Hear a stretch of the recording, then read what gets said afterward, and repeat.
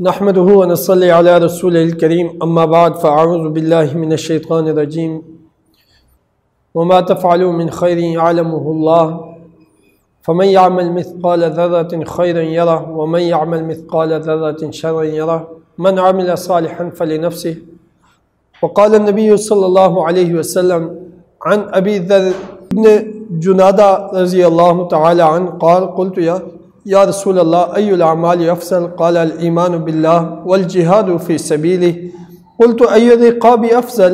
قلت أنفسها عند أهلها وأكثرها ثمنا. قلت فإن لم أفعل؟ قال تعين صانعا أو تصنع لأخرك.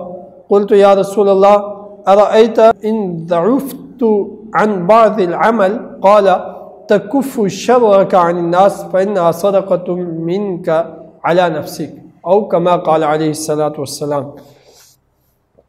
نیکی ضروری ہے اور اس کے ضروری ہونے کی وجہ یہ ہے کہ آخرت میں نیکی کا بدلہ ملے گا.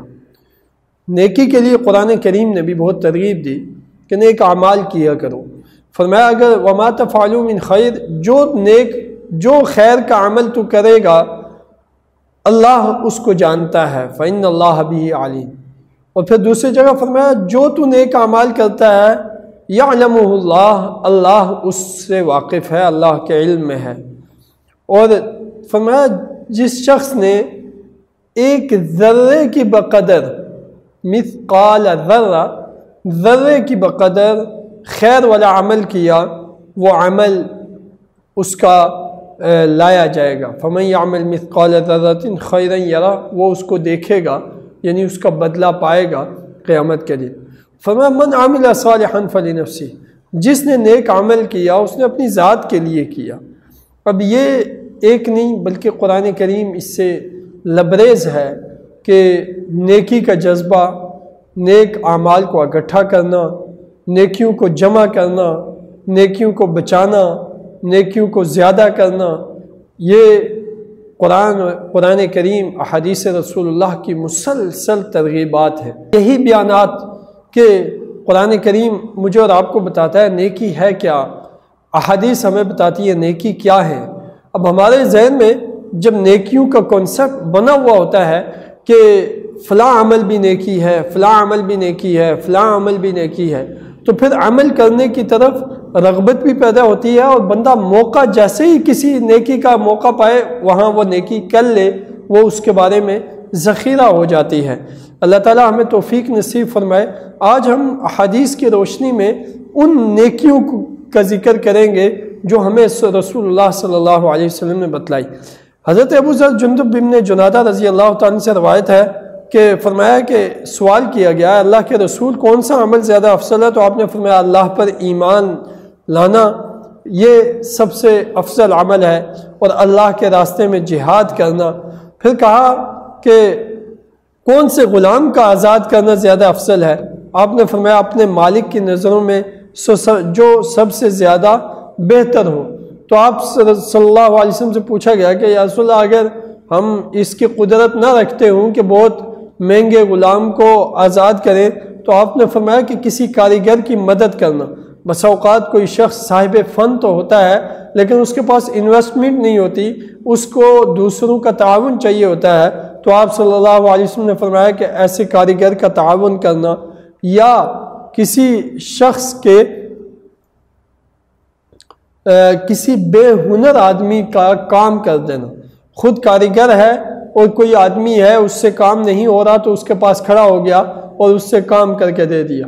راستے میں آپ جا رہے تھے، آپ گاڑی کے کاریگر ہیں اور ایک آدمی کی گاڑی خراب تھی، آپ نے اسے ٹھیک کر دیا.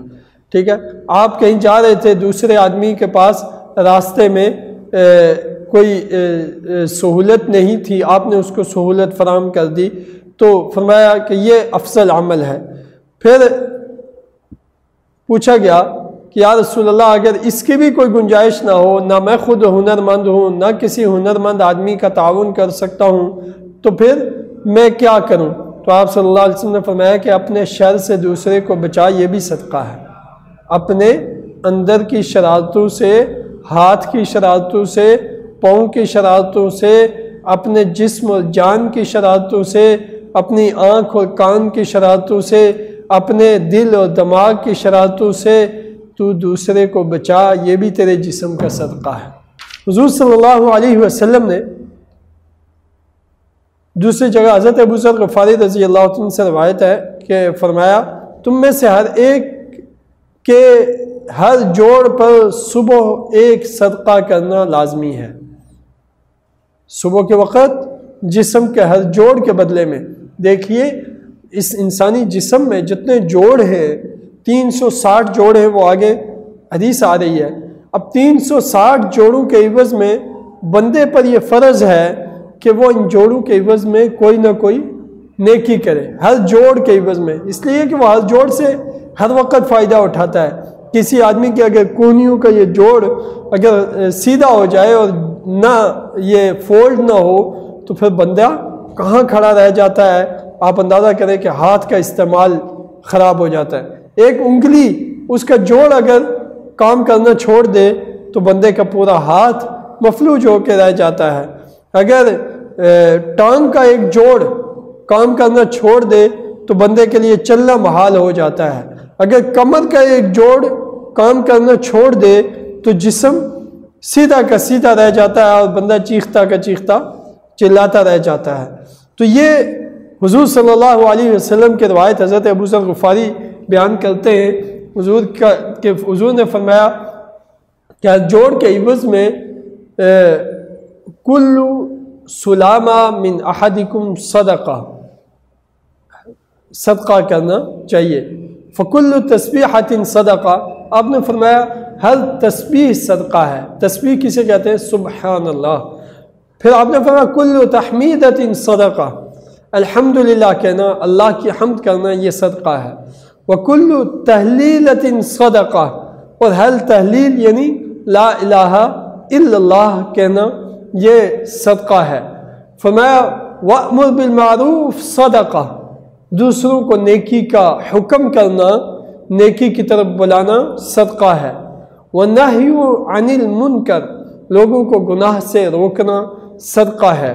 وَيُجْزِي مِنْ ذَلِكَ رَكْعَتَانِ يَرْكَعُهُمَا مِنَ الضُّحَىٰ، آپ نے فرمایا کہ چاشت کے وقت کی 2 رکعتیں پڑھنا یہ صدقہ ہے۔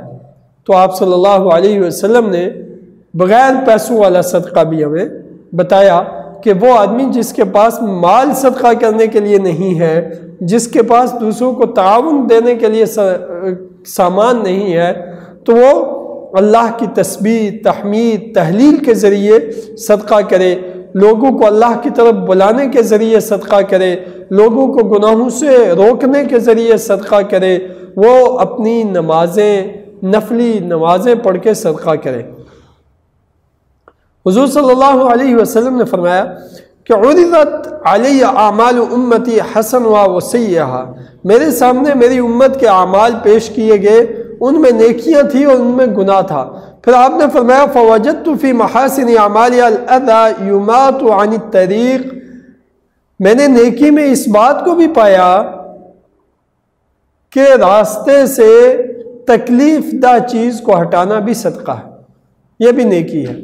اور فرمایا میں نے گناہوں میں اس بات کو بھی پایا کہ کوئی شخص مسجد میں تھوک لے، آدمی بس اوقات منہ میں ہلکی سی وہ تھوک آتی ہے اور مسجد میں تھوک دیتا ہے، اور فرمایا کہ یہ گناہ میرے سامنے پیش کیے گئے تو اس میں یہ بھی گناہ تھا۔ آپ صلی اللہ علیہ وسلم نے پھر نیکی کی ترغیب دیتے ہوئے فرمایا کہ کچھ، حضرت ابو ذر غفاری بیان کرتے ہیں کہ کچھ لوگوں نے کہا کہ اللہ کے رسول، مالدار لوگ کہیں زیادہ اجر لے کے چلے جاتے ہیں اور وہ نمازیں بھی پڑھتے ہیں جیسے ہم پڑھتے ہیں، روزے رکھتے ہیں جیسے ہم رکھتے ہیں، اور وہ اپنے فاضل مالوں سے صدقہ و خیرات کرتے ہیں، یوں وہ ہم سے آگے بڑھ جاتے ہیں۔ صحابہ میں دنیا داری میں آگے بڑھنے کا شوق تو نہیں تھا، دین داری میں اور نیکیوں میں ایک دوسرے سے آگے بڑھنے کا شوق بھرا ہوا تھا۔ تو آپ صلی اللہ علیہ وسلم نے فرمایا کیا اللہ نے تمہارے لیے ایسی چیزیں نہیں بنائی کہ تم ان کا صدقہ کرو؟ تو فرمایا وہ کیا؟ تو آپ نے فرمایا بے شک سبحان اللہ کہنا صدقہ ہے، اللہ اکبر کہنا صدقہ ہے، الحمدللہ کہنا صدقہ ہے، لا الہ الا اللہ کہنا صدقہ ہے، فرمایا اپنی بیوی کے ساتھ صحبت صدقہ ہے۔ تو صحابہ نے پوچھا یا رسول اللہ یہ تو بندہ اپنی ذاتی خواہشیں پوری کرتا ہے، تو آپ صلی اللہ علیہ وسلم نے فرمایا کیا یہ خواہش پوری کرنے میں گناہ کا راستہ بھی اختیار کر سکتا تھا؟ تو اس نے نیکی کا راستہ اختیار کیا اور اس نے جائز راستہ اختیار کیا تو بھلا اس کا اجر اسے نہیں ملے گا؟ تو آپ نے فرمایا یہ بھی کیا ہے؟ عبادت ہے۔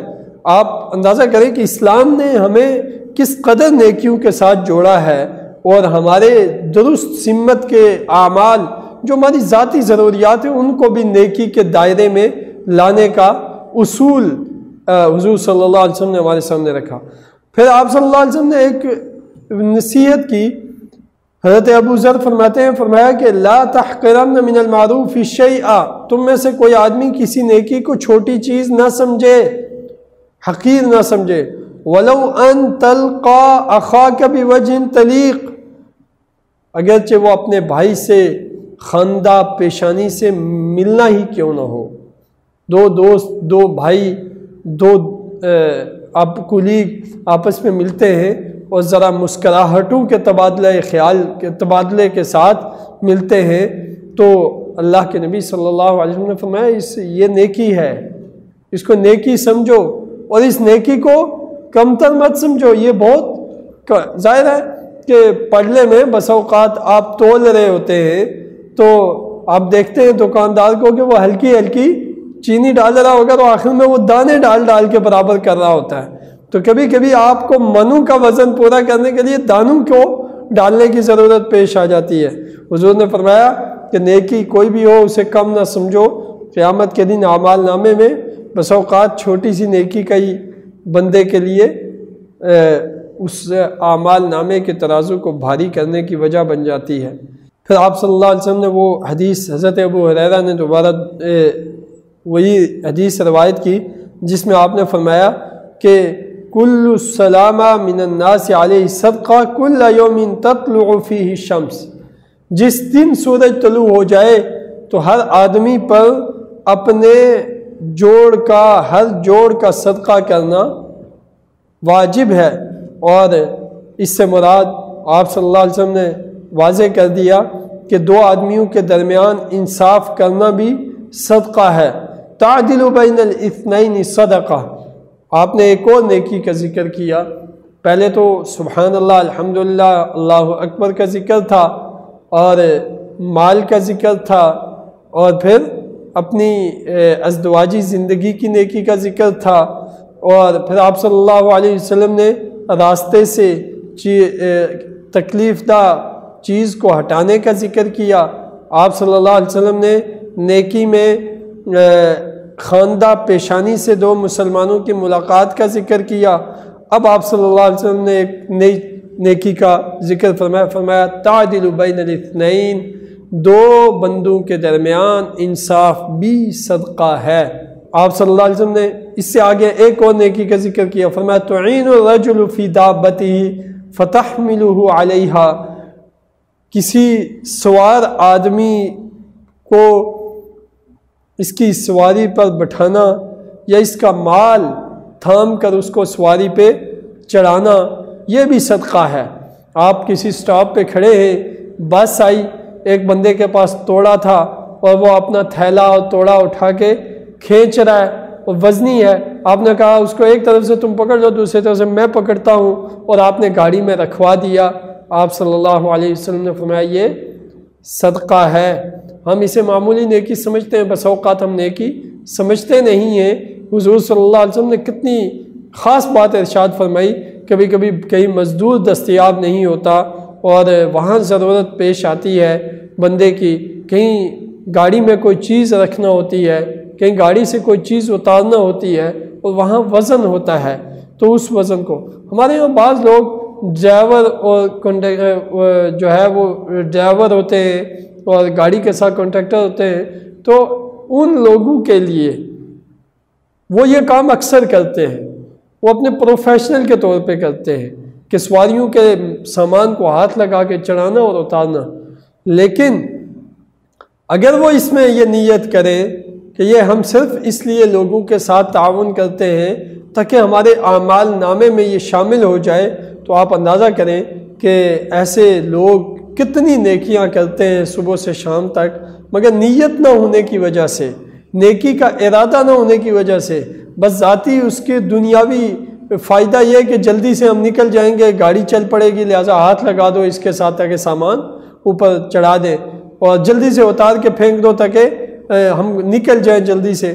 اب یہ نیت ہوتی ہے تو اس پہ ملتا کچھ نہیں ہے، لیکن ایک مومنانہ نیت کے ساتھ اگر وہ یہ کام کریں اور اللہ تعالیٰ سے اجر عظیم کی امید رکھے تو یہ کتنا عظیم کام ہے جس کو حضور صلی اللہ علیہ وسلم نے نیکیوں میں ذکر بھی کیا ہے۔ والکلمۃ الطیب صدقہ، اچھی بات کہنا، دوسرے سے اچھی بات کہنا یہ بھی صدقہ ہے۔ وبکل خطوۃ تمشیہ الی الصلاۃ صدقہ، ہر وقت نماز کے لیے جانا، ہر نماز کے وقت میں نماز کے لیے جانا، یہ جانا جو ہے فرمایا یہ بھی صدقہ ہے۔ وتمیت الاذی عن الطریق صدقہ، راستے سے چیز ہٹانا یہ بھی کوئی تکلیف دے یہ بھی صدقہ ہے۔ اس بات کو یہاں بار بار دہرایا گیا کہ راستے سے کسی تکلیف دہ چیز کو ہٹانا یہ صدقہ ہے۔ اب ایک اور حدیث ہے جسے امام مسلم نے روایت کیا، حضرت عائشہ رضی اللہ تعالیٰ عنہ بیان فرماتی ہیں کہ حضور نے فرمایا انہ خلق کل انسان من بنی آدم علی 60 و 300 مفصل۔ یہ وہ حدیث ہے جس میں فرمایا کہ بنی آدم میں ہر انسان کو 360 جوڑوں پر پیدا کیا گیا، لہذا فمن کبر اللہ وحمد اللہ وحلل اللہ وسبح اللہ واستغفر اللہ وعزل حجرا عن طریق الناس او شوکۃ او عظما عن طریق الناس او امر بمعروف او نہا عن منکر عدد 60 و 300 فإنه يمسي يومئذ قد زحزح نفسه عن النار۔ اس میں بشارت بھی دی گئی، فرمایا کہ 360 جوڑوں پہ اللہ نے ہر انسان کو پیدا کیا ہے، لہذا جو آدمی اللہ اکبر کہے، الحمدللہ کہے، لا الہ الا اللہ کہے، سبحان اللہ کہے، استغفر اللہ کہے اور راستے سے پتھر ہٹا دے یا راستے سے کانٹا ہٹا دے یا راستے میں پڑی ہوئی ہڈی ہٹا دے لوگوں کے راستے سے، اور ان کے ساتھ ہم اور چیزیں جوڑ سکتے ہیں کہ چھلکے ہٹا دے، کیلے کے چھلکے، دوسری کوئی چیز پھسلانے والی کوئی چیز ہو اسے ہٹا دے، کہیں کوئی وہ گھڑا ہو چھوٹا سا اسے بھر دے تو جس سے لوگوں کی تکلیف دور ہو جائے، او امر بالمعروف یا لوگوں کو نیکی کی بات کہے یا لوگوں کو گناہ سے روکے، تو فرمایا وہ 360 دفعہ اگر ایسا کر لے ان لوگ نیکیوں کو ملا کے، اگر اس کی یہ نیکیاں 360 ہو جائیں تو قد زحزح نفسہ عن النار، اس آدمی نے اپنے آپ کو جہنم کی آگ سے بچا لیا، جہنم کی آگ سے بچا لیا ہے۔ اللہ تعالیٰ ہمیں توفیق دے۔ حضرت ابو ہریرہ فرماتے نبی کریم صلی اللہ علیہ وسلم نے فرمایا جو شخص صبح کو یا شام کو مسجد کی طرف جاتا ہے اللہ تعالیٰ اس کے لیے جنت واجب کر دیتے ہیں۔ جب بھی وہ صبح و شام مسجد کی طرف جاتا ہے اس کے لیے مہمان نوازی تیار ہو جاتی ہے، اس کے لیے مہمان نوازی تیار ہو رہی ہوتی ہے۔ تو یہ خوشخبری ہے ایسے لوگوں کے لیے جو مسجدوں میں نماز پڑھتے ہیں اور تھوڑا بہت انہیں چلنا پڑتا ہے، سفر کرنا پڑتا ہے۔ اللہ تعالیٰ ہم سب کو توفیق عمل نصیب فرمائے۔ اور یہ نیکیوں کی ایک فہرست ہے کہ اب اس کو خلاصے کے طور پہ ہم سن لیں، جس آدمی کے پاس مال ہے وہ مال کے ذریعے صدقہ کرے، جس کے پاس مال نہیں ہے وہ سبحان اللہ الحمدللہ اللہ اکبر کے ذریعے صدقہ کرے۔ 2 نیکیاں۔ تیسری نیکی لوگوں کو نیکی کی بات کہنا، یہ بھی صدقہ ہے۔ چوتھی نیکی لوگوں کو گناہوں سے روکنا، ظاہر ہے خود بھی رکنا، لوگوں کو روکنا صدقہ ہے۔ فرمایا راستے سے تکلیف دہ چیز کو ہٹانا صدقہ ہے، پتھر ہٹانا، کانٹا ہٹانا، چھلکا ہٹانا، کوئی چھوٹا موٹا گھڑا جہاں پہ بندے کو جھٹکا لگتا ہو، وہ ایسا جس کو چھوٹا کھڈا سمجھا جائے، بہت بڑا گھڑا ہو اس کو تو روکنا فرض ہے جس میں لوگوں کی جان کو نقصان ہو، تو یہ صدقہ ہے۔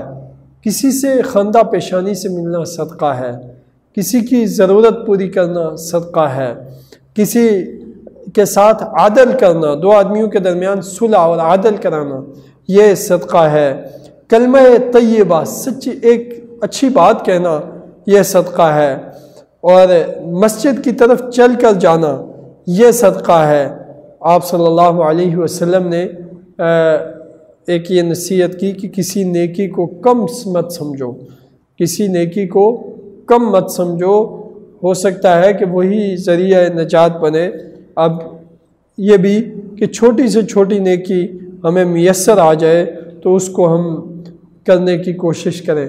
اپنی نفس سے آخری درجے کا صدقہ، اپنی ذات سے دوسرے کو بچانا، میری زبان سے، میرے بیان سے، میرے فعل سے، میرے عمل سے، میرے کردار سے دوسروں کو تکلیف نہ ہو، میں دوسروں کے زمینوں کے حدود کو نہ چھیڑوں، میں دوسروں کے راستوں کو نہ چھیڑوں، میں دوسروں کی ذات کو نہ چھیڑوں، میں ان کے کردار کو نہ اچھالوں، میں ان کی غیبت نہ کروں، میں ان کا بغض دل میں نہ رکھوں، میں ان سے حسد نہ کروں، میں ان سے نفرت نہ کروں، میں ان کو آپس میں جھگڑاؤں نہ، میں ان کے درمیان صلح صفائی رکھوں، میرا دوسروں سے اس طرح کا معاملہ ہو کہ میری ذات سے دوسرا محفوظ رہے۔ فرمائے یہ آخری درجے کا صدقہ ہے۔ اللہ ہمیں ان نیکیوں کو کرنے کی توفیق نصیب فرمائے۔ وآخر دعوانا الحمدللہ رب العالمین۔